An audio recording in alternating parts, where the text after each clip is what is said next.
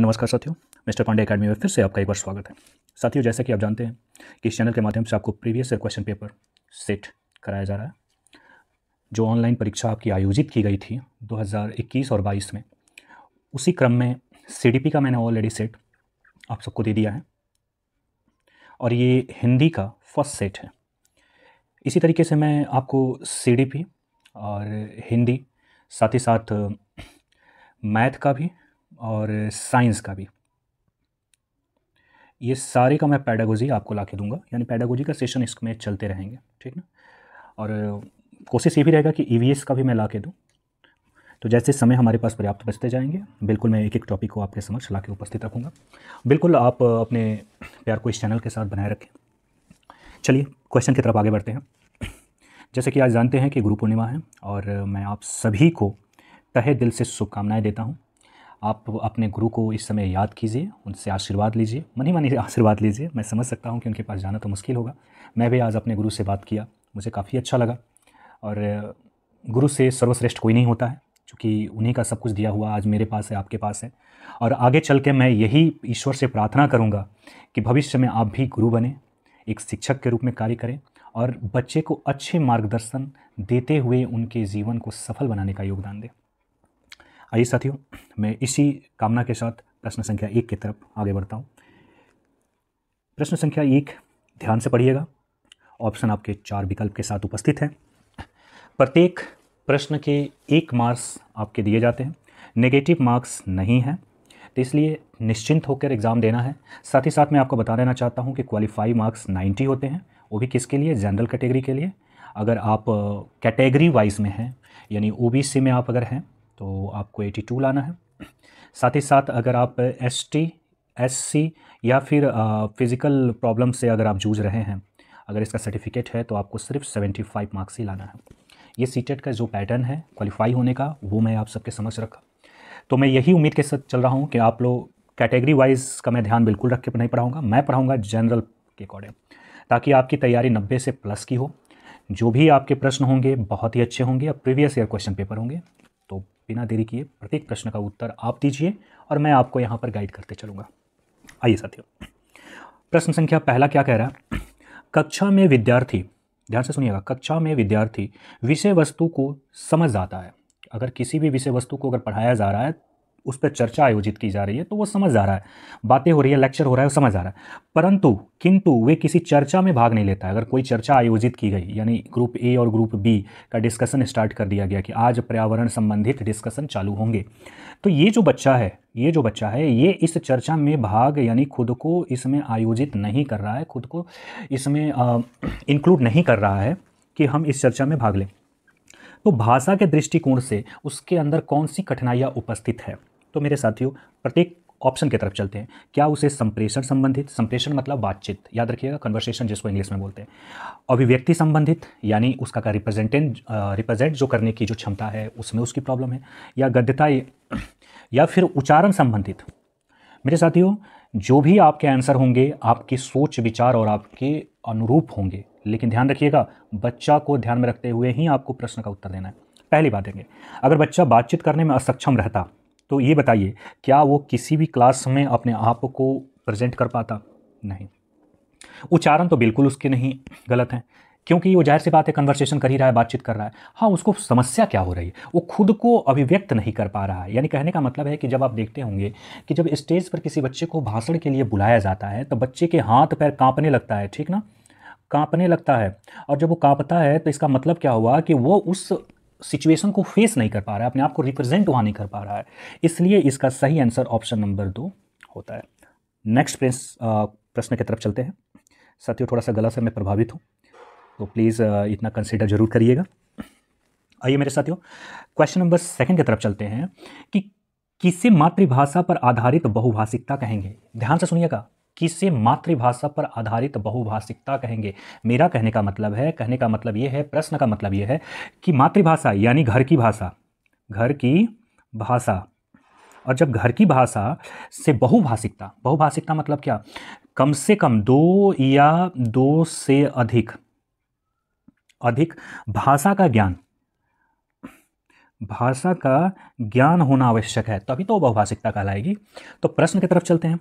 देखिए, शिक्षार्थी अपनी विद्यालय शिक्षा मातृभाषा से आरंभ करता है। जाहिर सी बात है, कोई भी बच्चा आता है तो अपनी मातृभाषा को लेकर ही विद्यालय में उपस्थित होता है, और उसमें और अधिक कम से कम 2 भाषा जोड़े जाते हैं। बात तो हम जो यहाँ पर कह रहे हैं उसको तो ये एकदम एक्यूरेट कर रहा है, लेकिन 1-2 ऑप्शन को देख लेते हैं, हो सकता है इससे कोई बेटर ऑप्शन हमें मिल जाए।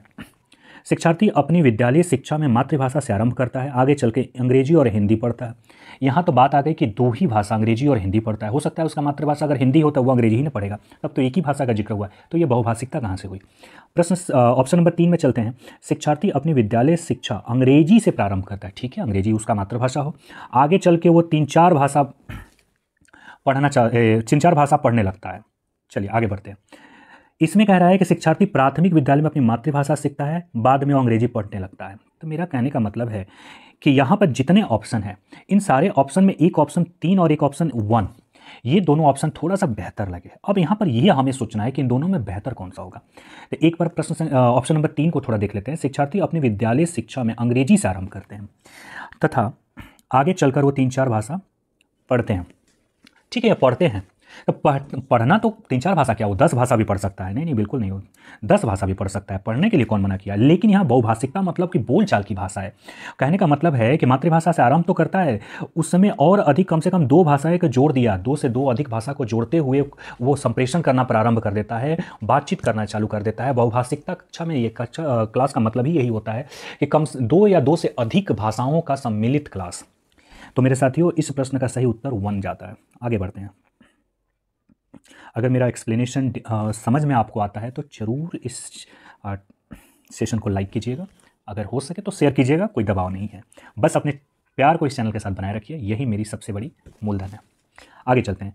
विद्यालय में बच्चे को अपने घर की भाषा प्रयोग करने से मना करना उसके अधिगम के लिए क्यों हानिकारक है। ये बात आपने अक्सर देखा होगा कि एक हो गया आपको सरकारी स्कूल, और आपका हो गया, एक हो गया सरकारी स्कूल, एक हो गया प्राइवेट स्कूल। अक्सर आप देखते होंगे कि सरकारी स्कूल में आपकी मातृभाषा को महत्व पहले दी जाती है, प्राइवेट स्कूल में अक्सर देखने को मिलता है। मैं ये बिल्कुल ब्लेम नहीं कर रहा हूँ कि प्राइवेट स्कूल ऐसा करता है, मैक्सिमम देखने को ऐसा ज़रूर मिलता है कि वह मातृभाषा को वरीयता नहीं देता है, जबकि वो अपनी भाषा यानी जिस भाषा को वो अडॉप्ट किया हुआ है उसी को वरीयता देते हुए क्लास को प्रेजेंट करता है। तो उस समय बच्चा क्या करेगा। बच्चा को, मान लीजिए कि किसी बच्चे को आप वैसे विद्यालय में आप डाल दीजिए जहाँ पर उसकी मातृभाषा के बारे में कोई जिक्र ही ना हो, उसके समुदाय के जो भी सदस्य हैं वो सारे के सारे कट गए, तो जब इस तरीके की प्रवृत्ति बच्चों के सामने उपस्थित होगी तो क्या करेगा। घर की भाषा का प्रयोग अधिगम में नकारात्मक रूप से प्रभावित करेगा, या फिर यह उनके अधिकार का हनन माना जाएगा, या फिर वह असंवैधानिक होगा, या फिर इसमें अभ्यर्थी को स्वयं को हास्य पर महसूस करना तथा स्वयं को खोया हुआ महसूस करना। बिल्कुल, ये ऑप्शन नंबर 4 परफेक्ट आंसर जाता है। जब बच्चे को हम उसकी भाषा से हटाकर किसी अन्य भाषा के क्लास में उपस्थित करवा देते हैं जहाँ पर उसके जो भी बातचीत है, जो भी बातचीत करने का जो संसाधन है उसके अनुरूप नहीं होता है, तो यहाँ पर क्या हो जाता है, बच्चा वहाँ पर साइलेंट हो जाता है, वो अपने आप को अभिव्यक्त नहीं कर पाता है। फॉर एग्जाम्पल में आप कहीं मान के चलिए यहाँ से नॉर्थ ईस्ट चले गए या फिर साउथ में चले गए, आपको वहाँ का लोकल लैंग्वेज नहीं आता है, तो वहाँ के लोकल लोग कोई चीज़ अगर बातचीत करेंगे तो उस समय आप क्या कीजिएगा, चुपचाप बैठे रहिएगा, एकदम चुपचाप रहिएगा, ठीक ना। उसके अलावा आपके पास कोई काम नहीं है। कहने का मतलब है कि वहाँ पर कल नहीं होता है कि हम सब कुछ जानते हुए भी हम कुछ नहीं जानते हैं, ऐसी स्थिति आपके सामने बन जाएगी। ठीक सिचुएशन बच्चे के भी ऐसे ही होंगे। आगे चलते हैं।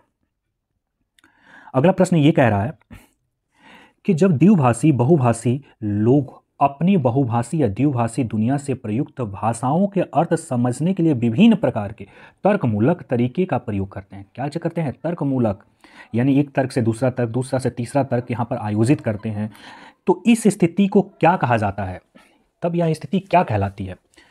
एक भाषा से दूसरे भाषा में चले जाना, या फिर एकल भाषा, कोडों को मिलाना, या फिर एक कोड को दूसरे कोड से स्थानांतरण करना, यानी एक जगह से दूसरे जगह, एक कोड को दूसरे जगह लेके चले जाना। देखिए मेरे साथियों, बात जब भाषा की आ गई तो भाषा से ही रिलेटेड हमारा जवाब होना चाहिए। एकल भाषा का प्रयोग तो बिल्कुल नहीं हो रहा है, चूंकि यहाँ द्विभाषीय या बहुभाषीय की बात हो रही है। इसका मतलब क्या हुआ, द्विभाषीय मतलब कम से कम 2, अब बहुभाषीय मतलब प्लस, यानी 2 से अधिक। तो कोडिंग, यहाँ पर कोई आपको मैथ का ऐसा सिलेबस नहीं है कि कोड और डिकोड करने की बात हो गई। एक कोड से दूसरे कोड को मिलाना ये भी बिल्कुल नहीं होगा। यानी आपका ऑप्शन एक ही सही की तरफ इशारा कर रहा है कि भाषा से, एक भाषा से दूसरे भाषा में चले जाना, एक इन चारों में बेहतर विकल्प दिखाई दे रहा है। इसलिए इसका सही आंसर आपको जाता है ऑप्शन नंबर 1। अगले प्रश्न की तरफ चलते हैं। अगला प्रश्न क्या कह रहा है कि कक्षा में द्वितीय भाषा के शिक्षण के दौरान शिक्षक द्वारा अवबोधनात्मक के लिए सहारा दे, क्या सम्मिलित है।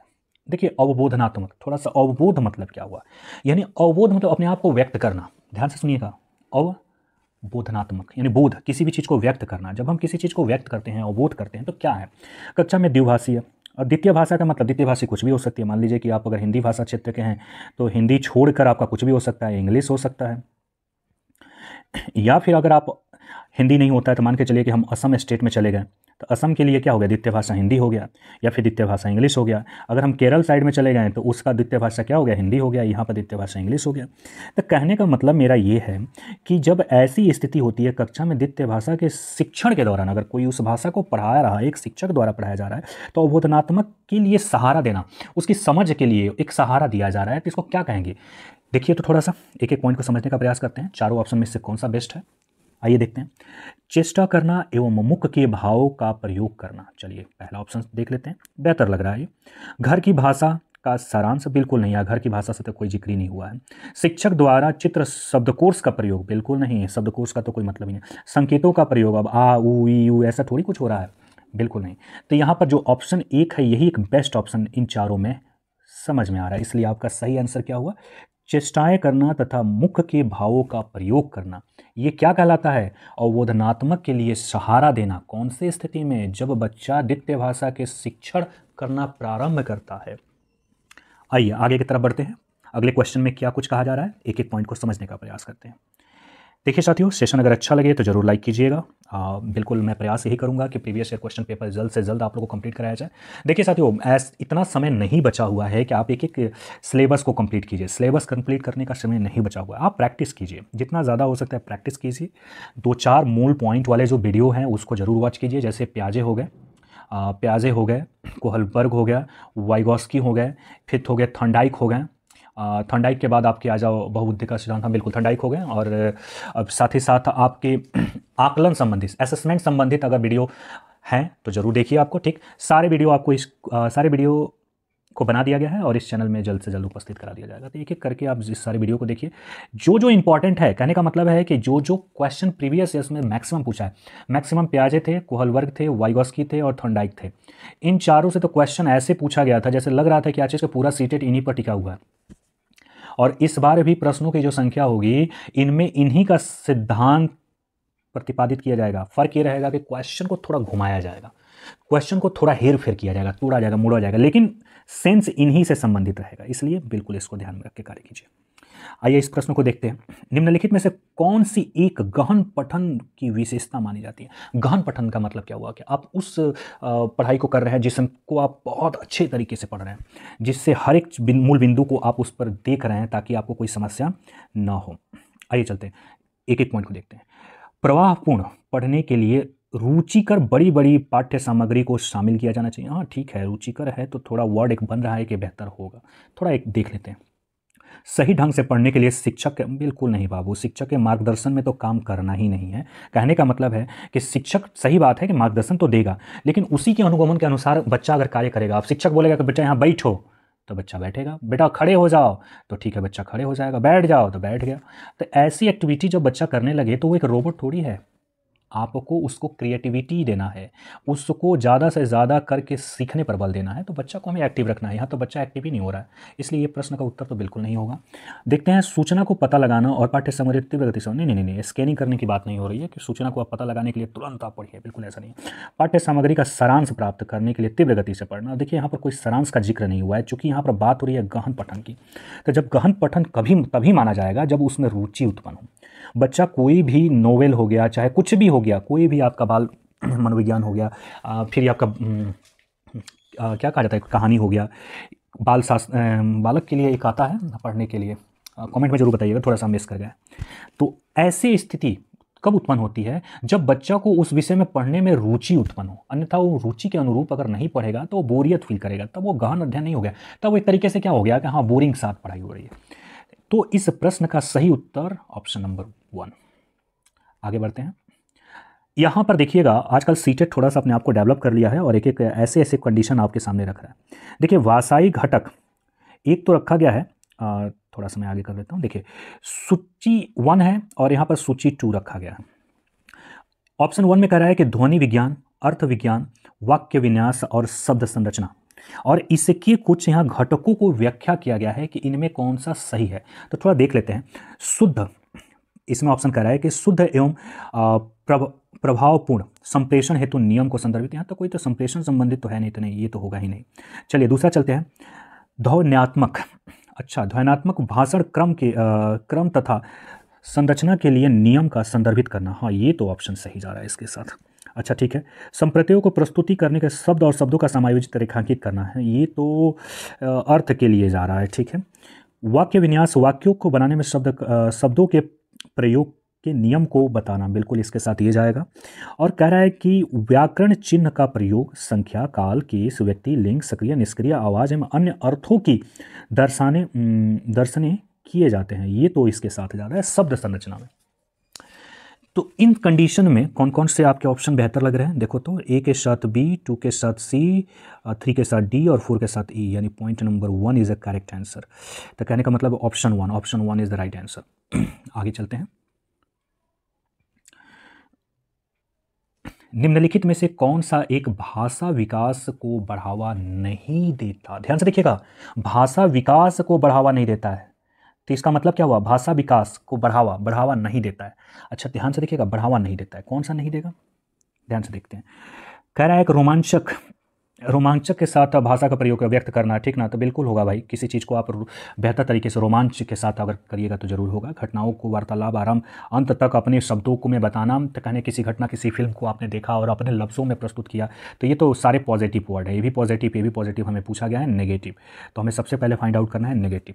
सामाजिक संपर्क बनाने और उसे निरंतर बनाए रखने के लिए भाषा का प्रयोग। देखिए समाज में तो अपने आप को अभिव्यक्त करना है, हर किसी का लक्ष्य है। बच्चा समाज से ही अंतःक्रिया करके बेहतर तरीके से सीखता है, तो इसमें कहा जा रहा है कि सामाजिक अभिव्यक्ति तो बच्चे के विकास के लिए बेहतर ऑप्शन है, तो ये भी पॉजिटिव सेंस है। कह रहा है कि सामाजिक वर्गीकरण हेतु भाषा का प्रयोग। एक बात बताइए कि समाज में हम वर्गीकरण कैसे कर सकते हैं, समाज को हम वर्गों में कैसे बांट सकते हैं, वो भी भाषा के प्रयोग करके।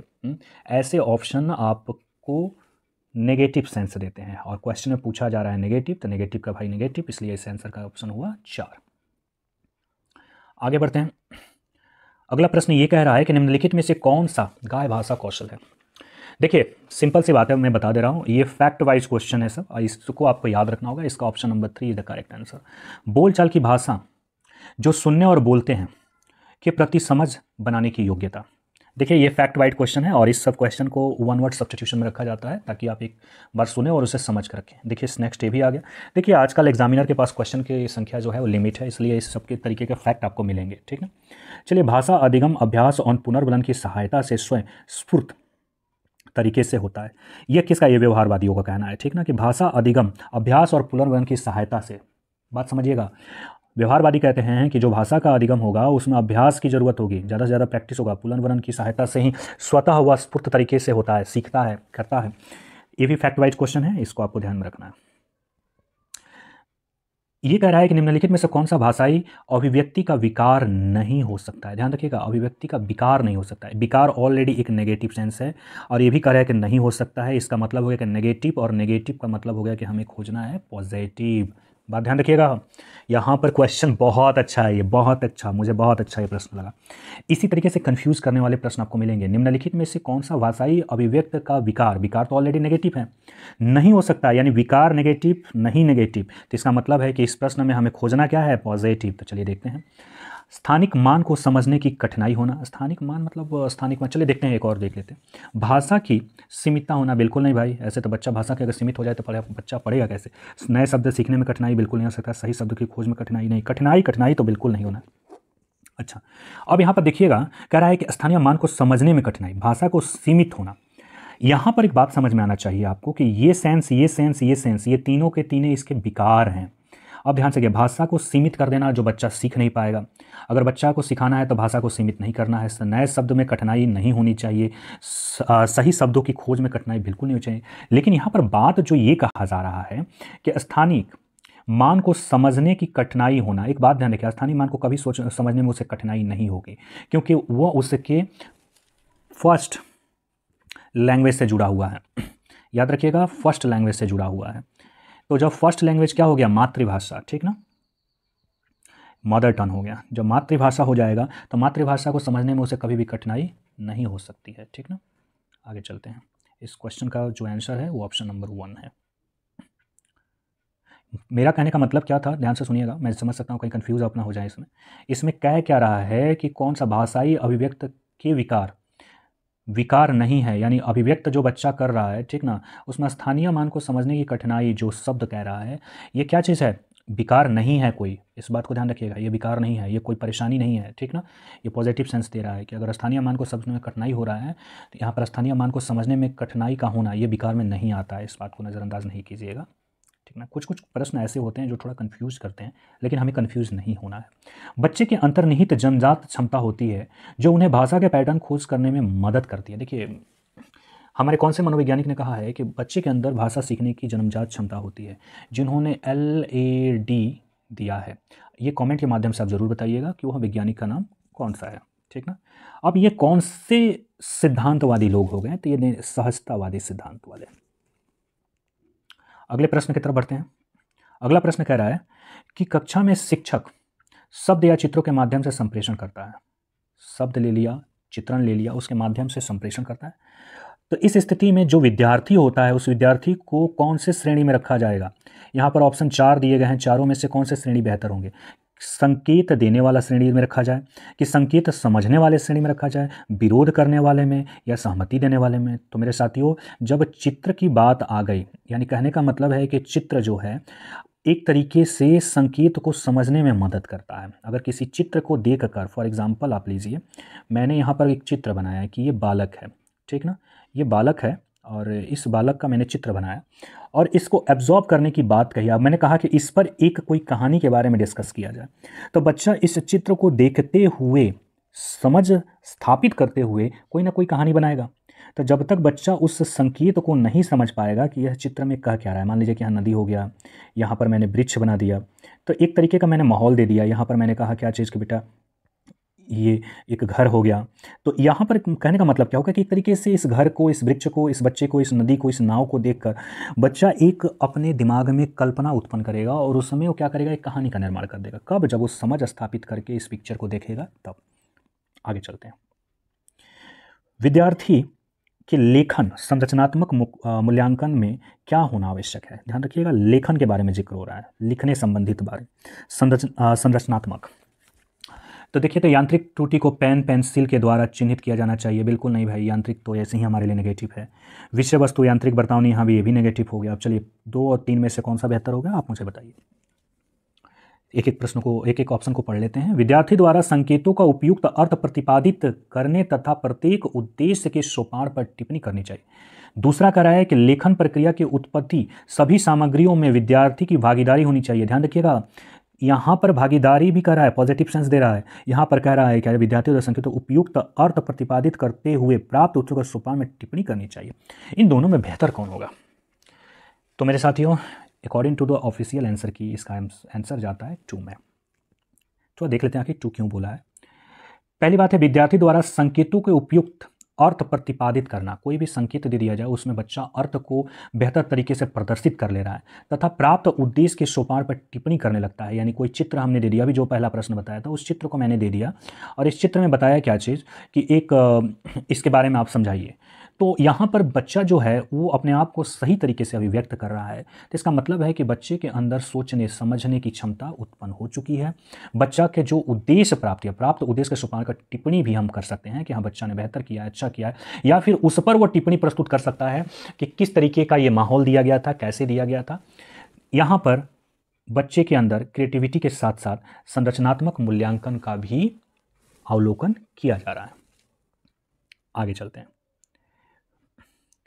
ये अंतिम प्रश्न हुआ, विद्यालय में बच्चे को अपने घर की भाषा प्रयोग करने से मना करना अधिगम के लिए क्यों हानिकारक है? मेरे साथियों, इस प्रश्न का उत्तर आप जरूर दीजिएगा।